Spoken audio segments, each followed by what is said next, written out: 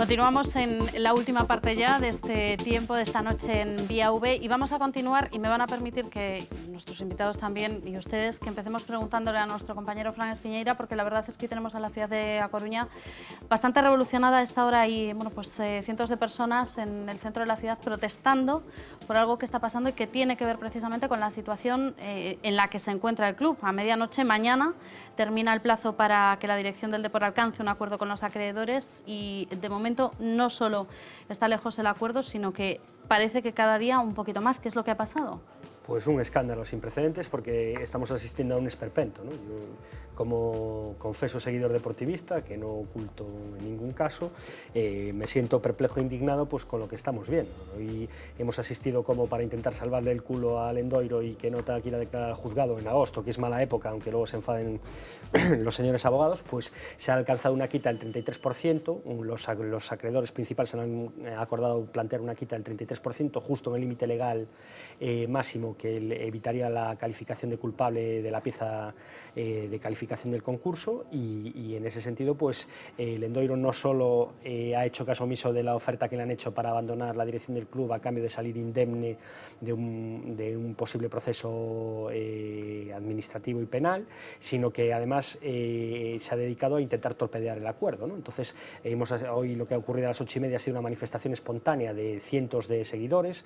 La plaza de Pontevedra estaba completamente a rebosar, se ha cortado el tráfico, ha habido problemas de circulación en las calles adyacentes, o sea que yo así a bote pronto, sin haber visto las fotos que creo que ahora vamos a poder ver. Creo que podemos ver esas imágenes de la plaza de Pontevedra, de la plaza de Pontevedra, y Pablo no me desmentirá, más de 3.000 personas, porque no se llena fácilmente, es una plaza de unas dimensiones bastante considerables, ¿no? Y lo que hemos visto es esto, gente que está hasta las narices de que el señor este que lleva gastándose 156 millones de euros más de los que ha ingresado en los últimos 10 años y que ha cobrado generosamente el 1% de lo que decía que iba a percibir, pues se atrinchera en el despacho porque quiere seguir cobrando, que es lo que ha venido haciendo los últimos 7 meses a cambio de no hacer nada.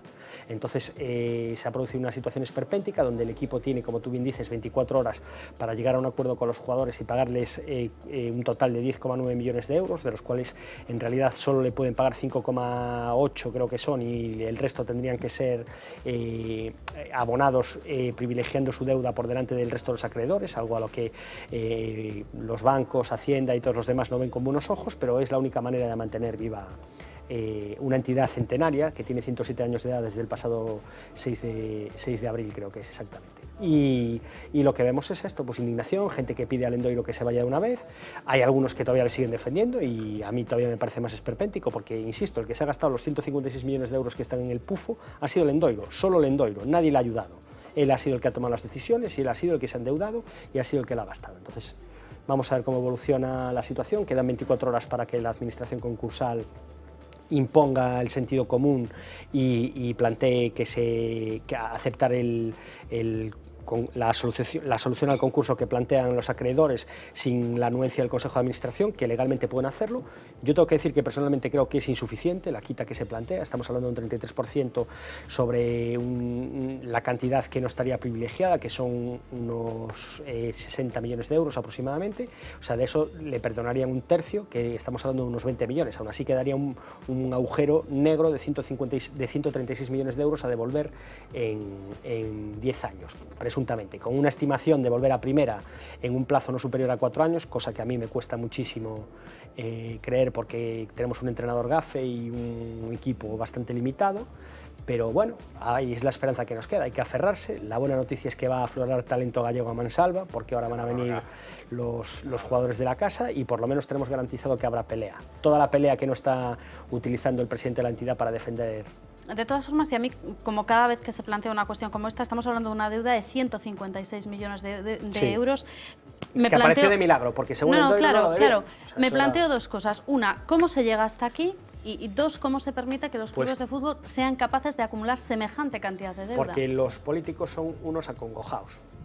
porque nadie se atreve con el fútbol. La gran manifestación que hubo en Vigo hasta que a Abel Caballero se le ocurrió hacer lo de las cajas, subvencionada, como diría mi admirado Carlos Príncipe, por Galloso, la mayor manifestación que se recuerda allí, ni el Naval ni leches, fue cuando bajaron el Celta a Segunda B por el tema de la conversión en sociedad anónima, que hubo dos manifestaciones en toda España, que fueron Sevilla y Vigo, que se hizo una marcha sobre Madrid y entonces pues se acordó hacer aquel invento de la Liga de 22, que al final un poco más acaba jugando en Primera División todo el mundo, ¿no? Entonces, al final, los políticos no se atreven con el fútbol porque es un sentimiento y lo estamos viendo hoy en la calle. Hay 3.000 personas que están ahí protestando porque les están tocando los pies, bastante. Iba a decir otra palabra más malsonante. Dejaron los pies. Tú mismo hiciste una propuesta ahora que más o menos viene a ser que en el orden del pago de deudas se haga un cambio de las precedencias establecidas por la propia norma para ver si se salva el Deportivo. Bueno, algo parecido, No, ¿verdad? no, hay una administración, o sea, una legislación, que es la ley concursal, que permite negociar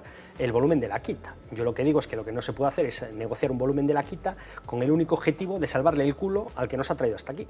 Es lo único que digo. Yo no digo, yo deseo que cobre todo el mundo todo lo que pueda, y por supuesto. Y no deseo digo que cuando se establece el tema prioritario de los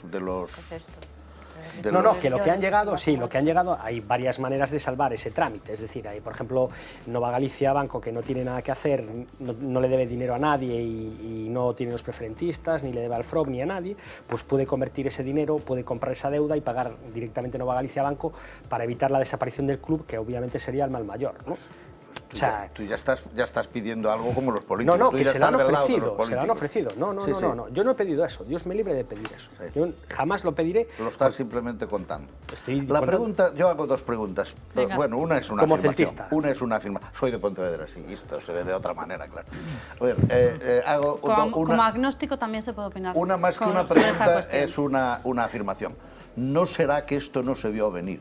Y la Sí, manifestación lo vio venir de hoy, todo el mundo menos la Lendoiro. manifestación de hoy se pudo haber hecho en los últimos 10 años, una vez al año o Lendoiro 2 veces al año. hace una semana y haber ido dio una porque- rueda de prensa donde tuvo la desfachatez de amenazar al juez y a las autoridades de la ciudad y a mucha gente, a periodistas que han venido diciendo este tema, diciendo que habría gente que no iba a poder salir a la calle. Bueno, pero hoy afortunadamente hubo mucho le están tiempo esperando ahí. en que esto fue una huida hacia adelante sobre la idea de que siempre iba a Como la llegar del Madrid. la Liga Milagrosa. El ¿verdad? Madrid debe 600 millones de euros, el Barcelona 500 y pico, el Atlético de Madrid 400 y pico. O sea, es que esto no es un fenómeno. ¿Qué pasa? Que al Deportivo le ha llegado en un momento donde no tiene recursos. Claro, No pues tiene eso, ningún recurso de para eso se generar. trata. Pero es La que segunda está... cuestión es...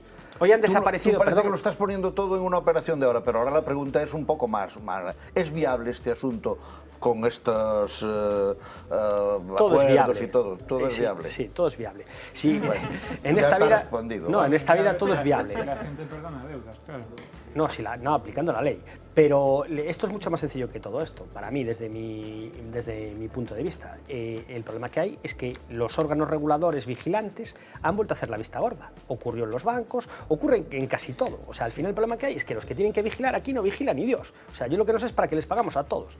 Porque al final el problema que hay es que aquí hay una comisión en el Parlamento, en el Congreso de los Diputados, que supervisa la deuda del fútbol. Hay la Liga de Fútbol Profesional, el Consejo Superior de Deportes. O sea, yo no sé a cuánta gente le estamos pagando para que vigilen estas cosas. No hablo del caso del Depor, que es especialmente grave e insisto que proviene de una mala praxis que viene desde hace mucho tiempo. O sea, yo que tengo un máster en lendoirismo acelerado, basado en 10 años de convivencia. Pero se hubiera un marco menos permisivo e se verdadeiramente se fixera ben o traballo e non se chegara a esta situación, non só ca cuestión do Depor, senón de outros clubes, ti lles deixarías?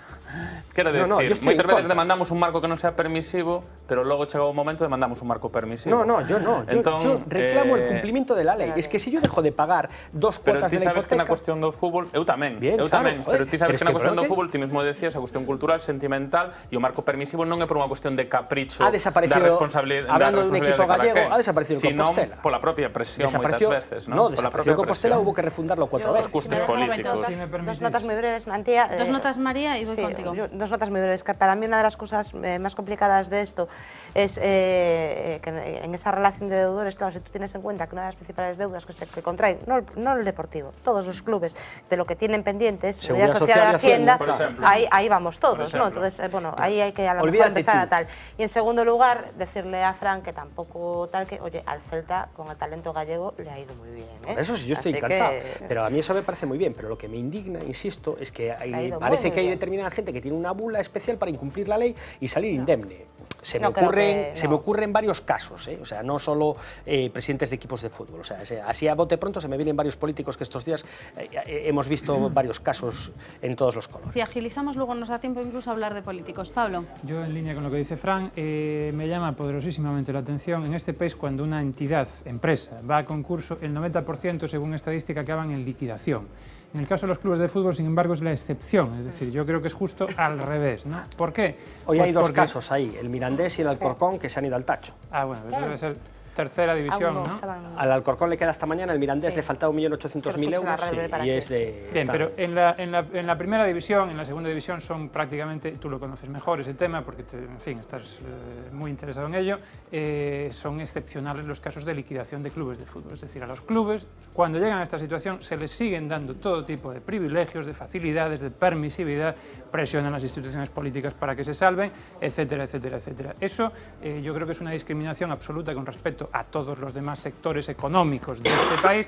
Llama poderosamente la atención el hecho de que la deuda con Hacienda de los clubes de fútbol en este país supere los 700 millones de euros. Eso no se le permite a ningún particular, es decir, Hacienda, en cuanto alguien tiene un impago, le embarga hasta los calzoncillos, Y sin embargo, a los clubes de fútbol reiteradamente se les permiten pues todo tipo de facilidades y siguen adelante con el tema.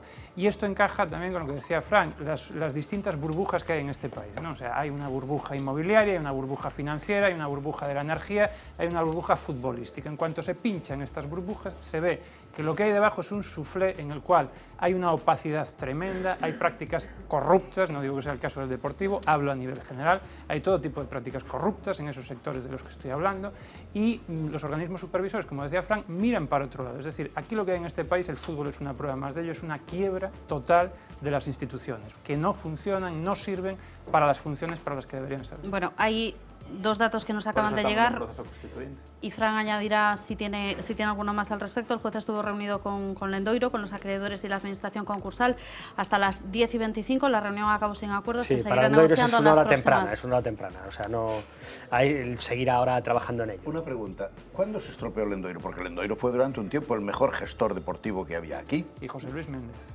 En lo suyo.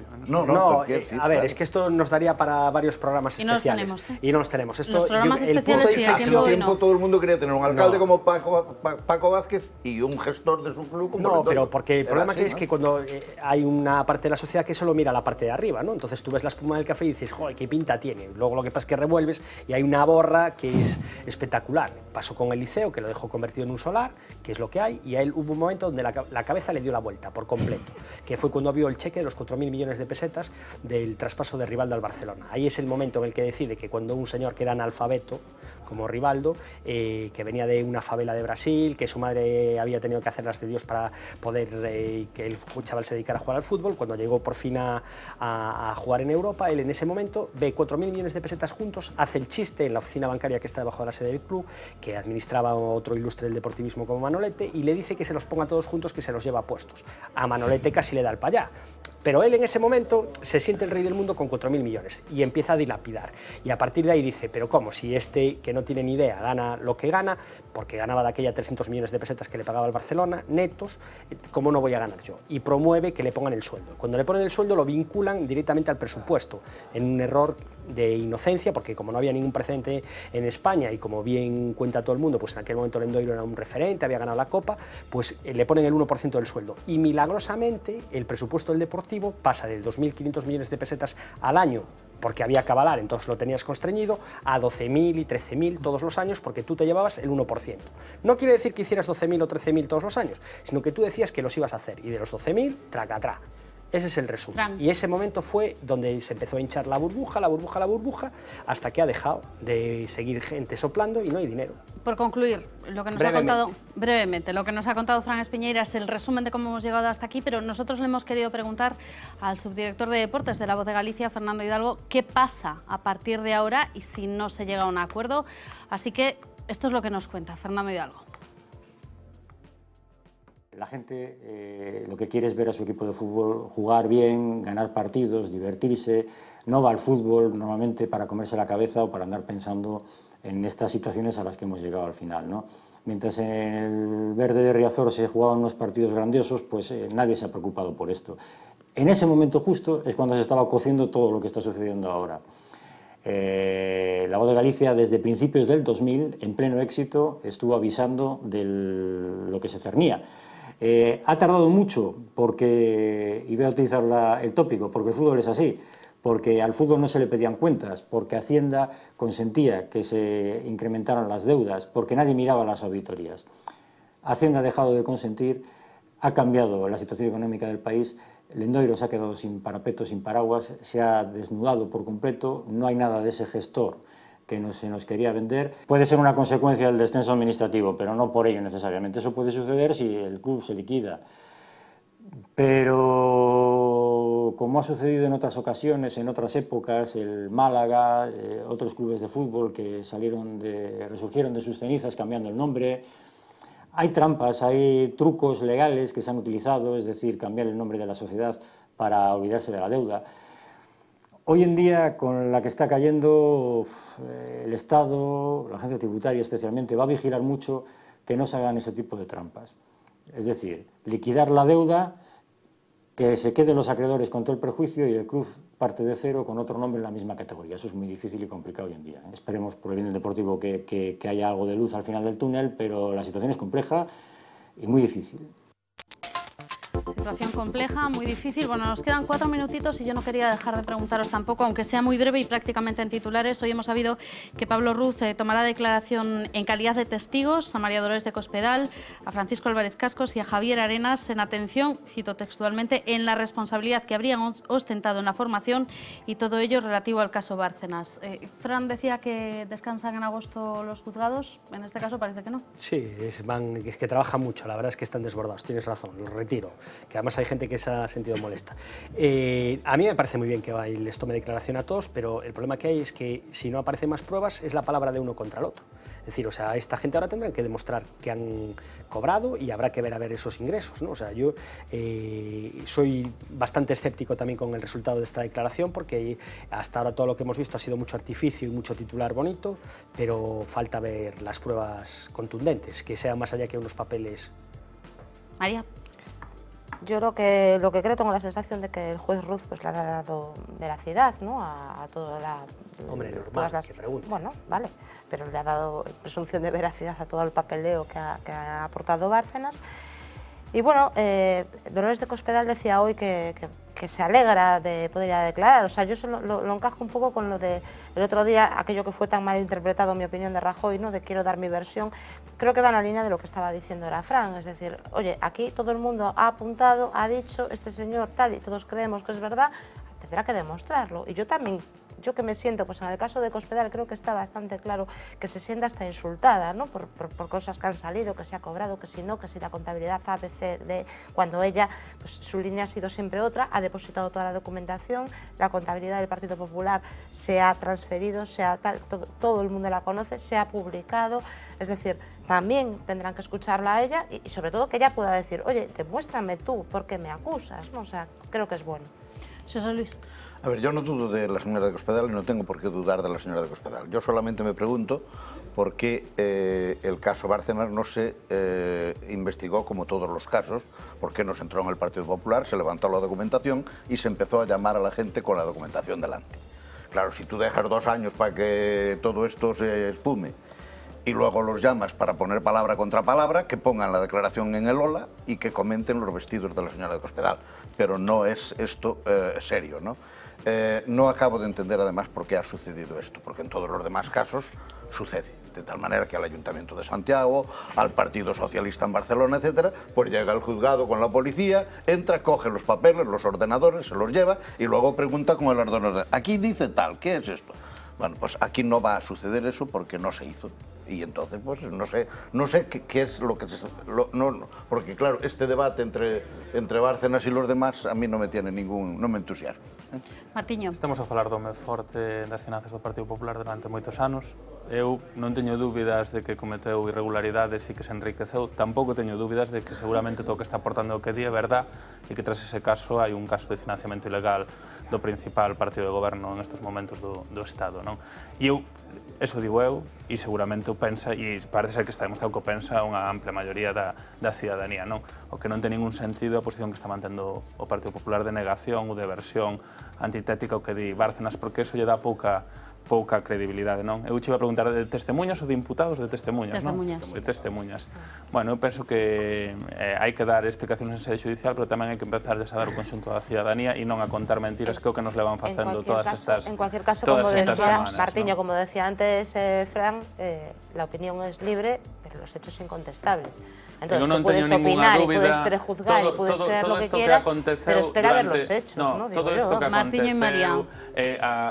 o feito de que estivera en nómina, sí, é verdad, brevedade. Gracias, La Pablo. objetividad. Sí, yo me alegro enormemente de que los políticos pasen por los juzgados a declarar o como imputados, como testigos o como lo que tengan que ir, exactamente igual que el resto de los españoles. Ya tienen muchos privilegios, los aforamientos, las inmunidades, las inviolabilidades, los indultos que se les conceden a los políticos muchas veces cuando son condenados, que efectivamente se conceden a sí mismos, y por tanto me alegro de que pasen a declarar. Eso forma parte del ámbito de las decisiones discrecionales o más o menos discrecionales de un juez que está investigando delitos que presuntamente podrían ser muy graves. Tráfico de influencias, cohecho, prevaricación y otros delitos, y eso ya tirando muy por lo bajo. Hay que distinguir, y lo hemos dicho ya en este programa, las responsabilidades políticas de las responsabilidades penales.